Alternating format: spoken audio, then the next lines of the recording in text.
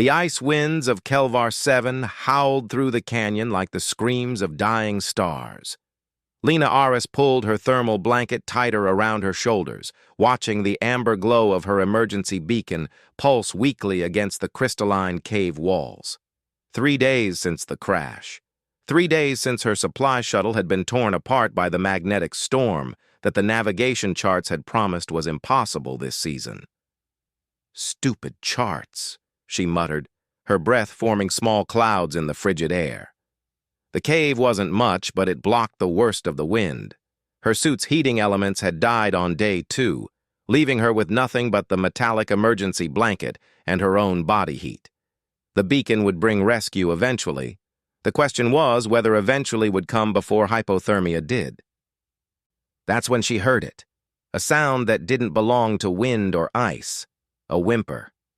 Lena stood slowly, every joint protesting the cold. She activated her suit's dying headlamp and pointed it toward the cave's entrance. 6 pairs of eyes reflected back at her, glowing like tiny moons in the darkness. "Oh no," she whispered. They were tech cubs. She recognized them from the briefing files, though seeing them in person was something else entirely. Each one was no larger than a house cat, covered in silvery fur that rippled with bioluminescent patterns.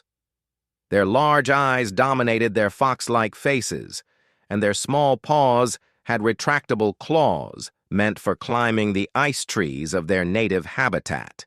Adult tech were formidable predators, intelligent and territorial, but these cubs were alone, shivering, and clearly lost. The largest one took a tentative step forward, its luminescent patterns flickering uncertainly. It made a soft chirping sound, more question than threat. "Your parents aren't coming back, are they?" Lena asked quietly. The magnetic storm would have disrupted their migration patterns. These cubs had probably been separated from their pack, wandering until they'd found shelter in the same cave that had saved her. The largest cub, she decided to call it Tech, even though she knew that was the species' name, took another step closer. It was trembling, its fur unable to generate enough heat in this unnatural cold. The storm had brought temperatures far below what even the native species could endure. Lena made a decision that the survival protocols would have called foolish. She sat back down against the cave wall and spread her emergency blanket wide, opening one side like a wing. "Come here," she said softly. "I know you can't understand me, but I'm not going to hurt you." Tech stared at her with those enormous eyes. Behind it, the other 5 cubs huddled together, watching their brave sibling. Lena stayed still, keeping the blanket open, ignoring the cold that rushed in to steal her warmth. She kept her movements slow and non-threatening. After what felt like an eternity, Tech took another step, then another. The cub's survival instinct was apparently stronger than its fear. It approached cautiously, sniffed at her extended hand, then, quickly, as if afraid she might change her mind, darted under the blanket. The little creature was ice-cold against her side, its small body racked with shivers. Lena carefully closed the blanket around both of them, and Tech immediately pressed closer to her warmth. "That's it," Lena murmured. "Humans run hot, you know. We're basically walking furnaces." The other 5 cubs watched this with keen interest. The second largest one took a brave step forward, encouraged by Tech's survival. Then another followed. Soon, all 6 were approaching, their survival instinct overriding their fear of this strange, warm alien. Lena adjusted the blanket to accommodate them all, laughing softly as they piled against her, seeking heat. They were surprisingly heavy for their size, and their fur, while cold now, was incredibly soft. Their bioluminescent patterns began to glow more steadily as their core temperatures rose, bathing the cave in soft, shifting light. "The protocol officers are going to write me up for this," she told them. "Unauthorized contact with indigenous species.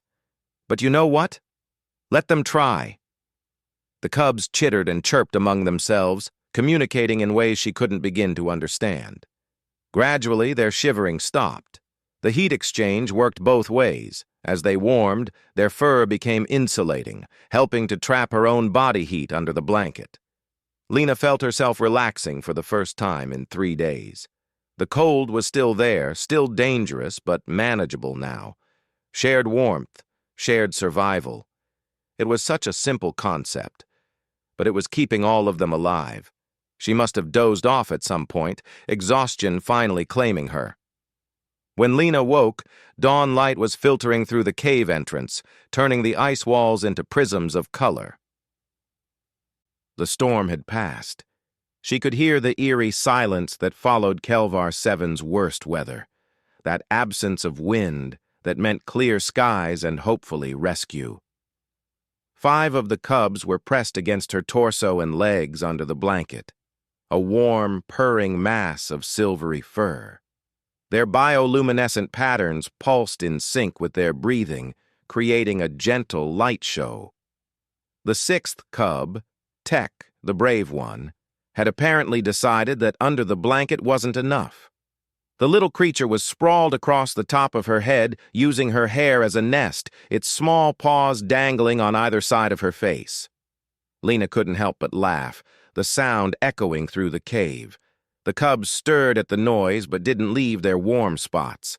Tech just shifted slightly, making a contented chirping sound directly into her ear. "You're welcome," she whispered to them all.